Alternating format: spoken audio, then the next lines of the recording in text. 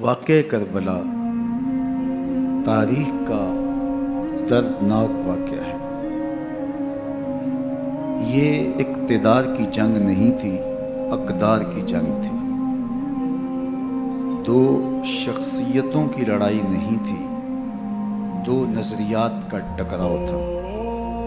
یہ حق اور باطل کا معرکہ تھا۔ یزید ظلم کا استعارہ ہے، حسین ابن علی امن کی علامت ہے۔ یزید جبر کا پتلا ہے، حسین صبر کا پیکر ہے۔ یزید اپنی بدطینت فطرت اور اپنی طبع ناہموار کے باعث دنیا پر ذلت و رسوائی، ظلم، جبر، جور و زیادتی کی علامت بن کے ابھرا، اور حسین ابن علی رضی اللہ تعالی عنہ حق و صداقت کا نشان بن کے ابھرا۔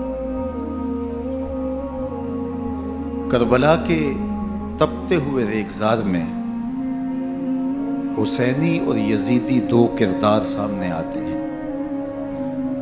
اقبال نے کہا تھا، موسیٰ و فرعون و شبیر و یزید، ایند و قوت از حیات آیت پدید،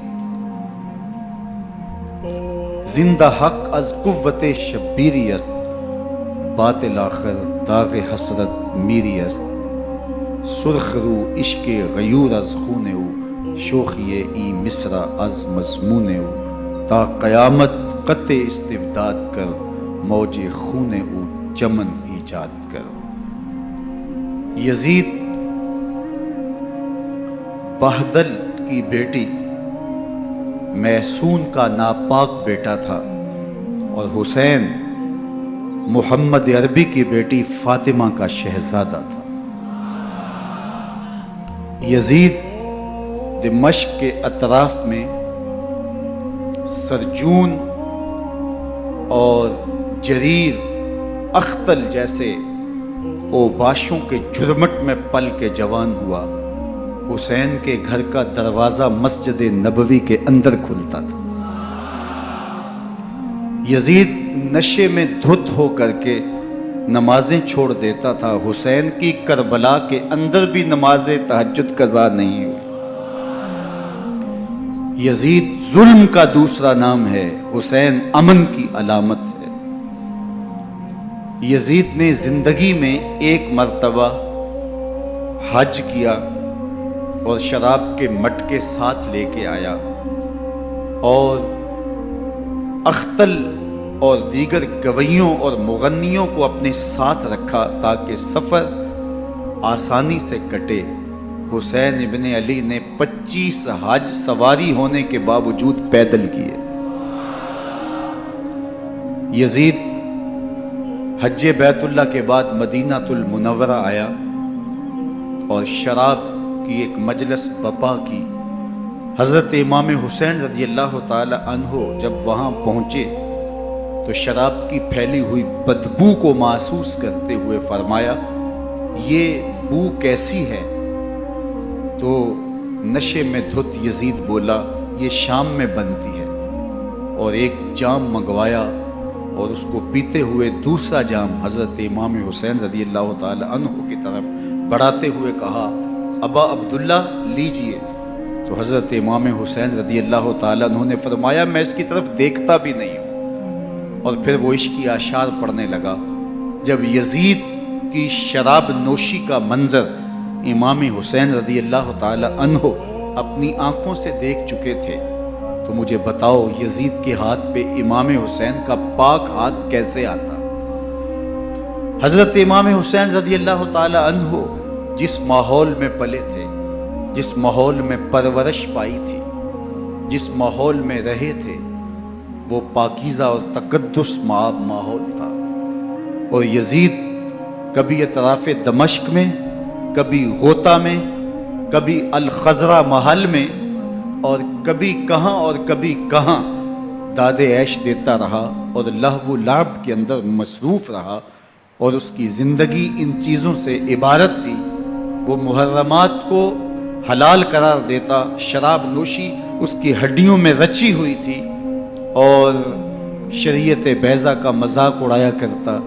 اور حسین ابن علی رضی اللہ تعالی عنہ کی دوستیاں جن لوگوں سے تھی وہ عبداللہ ابن عباس تھے، عبداللہ ابن عمر تھے، حضرت عبد الرحمن بن ابو بکر رضی اللہ تعالی عنہ تھے.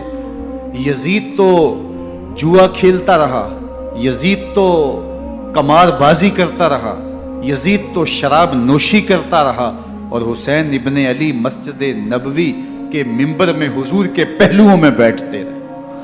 زمانے نے وہ منظر دیکھا کہ سرخ رنگ کے جوڑے پہنے ہوئے حسنین کریمین حجرہ فاطمہ سے نکلتے ہیں. کم عمری کی وجہ سے کبھی گرتے ہیں کبھی سنبھلتے ہیں، اور آقا کریم خطبہ ارشاد کر رہے ہیں. خطبہ چھوڑ کے حضور نے شہزادوں کو اٹھا لیا. وہ منظر بھی زمانے نے دیکھا. حضرت عبداللہ بن شداد کہتے ہیں کہ حضور سجدے میں تھے اور سجدہ اتنا طویل ہو گیا، ہمیں لگا یا تو وحی کا نزول ہو رہا ہے یا پھر اللہ کا حکم آ گیا اور اللہ کے محبوب کی روح قبض کر لی گئی. لیکن میں نے جب نظریں اٹھا کے ننکیوں سے دیکھا تو کیا منظر تھا کہ حسین ابن علی حضور کی پشت پہ بیٹھے ہوئے اور میرے آقا سجدے کو طول دے رہے.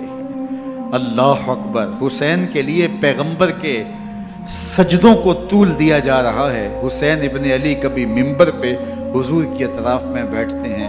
وہ منظر بھی دنیا نے دیکھا کہ حضور کے مبارک کندھوں پر حسین ابن علی بیٹھے ہیں اور حضور کی زلفوں کو پکڑا ہوا ہے.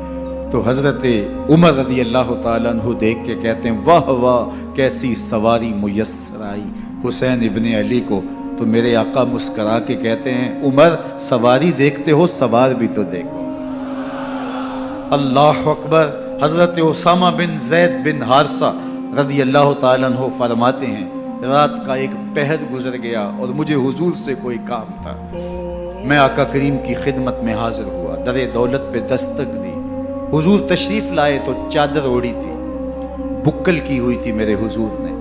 تو میں نے اپنی حاجت کہی تو حضور نے میری حاجت پوری کر دی. لیکن ایک منظر میں نے دیکھا کہ حضور نے جو چادر کی بکل فرمائی تھی اس کے اطراف میں پہلوؤں میں ابھار تھے جس طرح اندر کوئی ہو. مجھ سے نہ رہا گیا، میں نے پوچھ لیا. میں نے کہا بندہ نواز چادر کے اندر کیا ہے؟ فکاشفہ. تو حضور نے چادر کو کھول دیا. فائز الحسن والحسین علی برکہ. تو کہتے ہیں میں نے اپنی آنکھوں سے دیکھا ایک پہلو سے امام حسین لپٹے ہوئے تھے، ایک پہلو سے امام حسن لپٹے ہوئے تھے. فرمایا یہ میرے بیٹے ہیں، یہ میری بیٹی کے بیٹے ہیں. اے اللہ میں ان سے پیار کرتا ہوں، تو بھی ان سے پیار کر، جو ان سے پیار کرے اس سے بھی پیار کر. ان کی محبت کا درس دیا، ان کے پیار کا سبق پڑھایا. کہا ان سے پیار کرنے والا میرے سے پیار کرنے والا ہے، ان سے بغض رکھنے والا میرے سے بغض رکھنے والا ہے. ان کی تکلیف حضور کو بے چین کر دیتی تھی. حضرت سیدہ فاطمہ الزہرا رضی اللہ تعالی عنہ کے گھر کے قریب سے گزرے تو حضرت امام حسین کے رونے کی آواز آ رہی تھی. تو آقا کریم علیہ السلام نے فرمایا کہ فاطمہ حسین کو چپ کرواؤ. اللہ تعالیٰ انا بقاءہ یوزینی. تو جانتی نہیں حسین کا رونا مجھے دکھ دیتا ہے. حسین ابن علی کو حضور رونے نہیں دیتے تھے، ان کو دکھی نہیں ہونے دیتے تھے، کیونکہ رسول اللہ صلی اللہ علیہ وسلم جانتے تھے کہ یہ کتنے دکھ سہے گا، کتنی تکلیفوں سے گزرے گا اور کتنے مصائب سہے گا.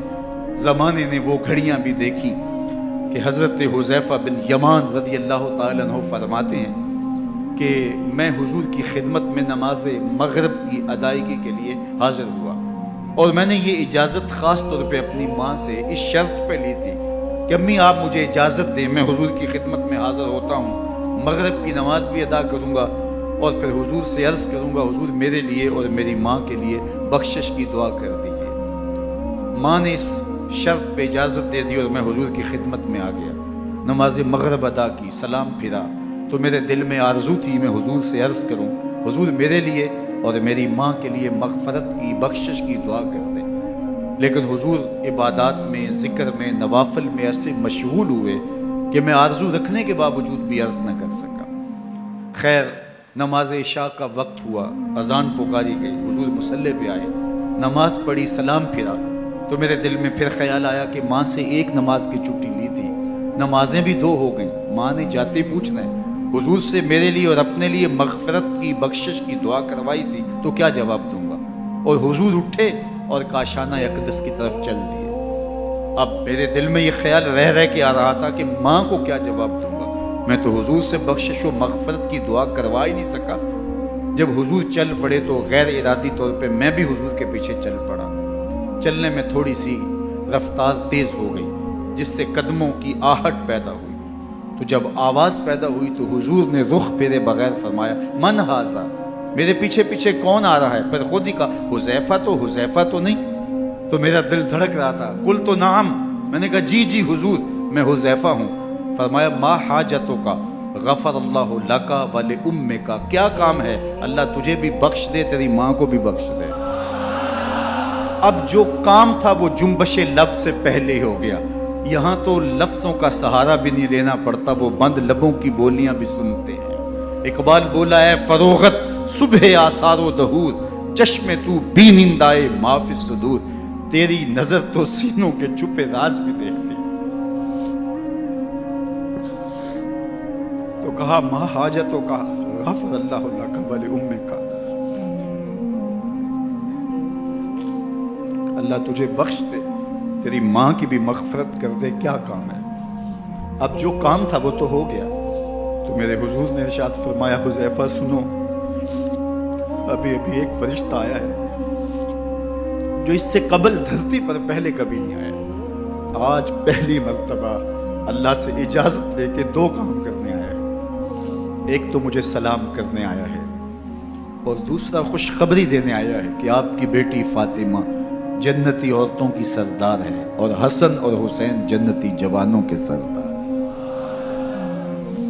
ایک طرف یزید ناپاک محسون کا پلید بیٹا، اور ایک طرف محمد عربی کا نواسا، فاطمہ کے دودھ کا اثر، علی المرتضیٰ کے خون کی تاثیر، رسول اللہ صلی اللہ علیہ وسلم کے کندھوں پہ بیٹھنے والا۔ ایک دن حضور نے امام حسین رضی اللہ تعالیٰ عنہ کے ہاتھ پکڑ لیے اور ان کے پاؤں اپنے پاؤں پہ رکھے، اور پھر فرمایا بیٹے آگے بڑھو، اور ان کے پاؤں حضور کی پنڈلیوں پہ آئے۔ پھر کہا بیٹے اور آگے بڑھو، حتیٰ کہ ان کے پاؤں حضور کی رانوں پہ آئے۔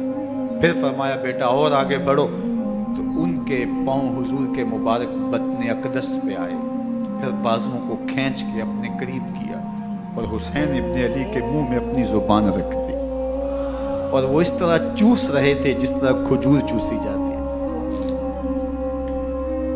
تو اللہ کے محبوب علیہ السلام نے حسین ابن علی کو اپنی زبان کا لعاب دہن دے کر کے، وہ شیر رحمت دے کر کے، وہ کوثر و تسلیم سے پاکیزہ تر آب رحمت عطا کر کے ان کی ہمیشہ کے لیے پیاس بجھا دی، تاکہ کل کربلا کے تپتے ہوئے ریگزار میں حسین ابن علی کو پیاس کی شدت تنگ نہ کرے اور پائے استقلال میں لغزش نہ آنے پائے۔